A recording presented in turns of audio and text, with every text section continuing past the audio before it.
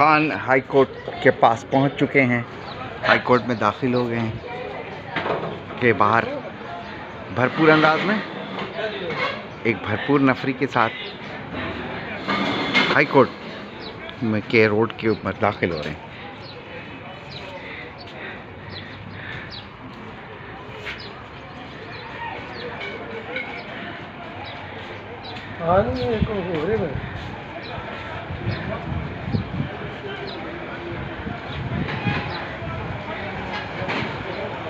Gilgit Baltistan force भी इनके साथ है। इस गाड़ी में कौन? राशिद राशिद सारे पीछे।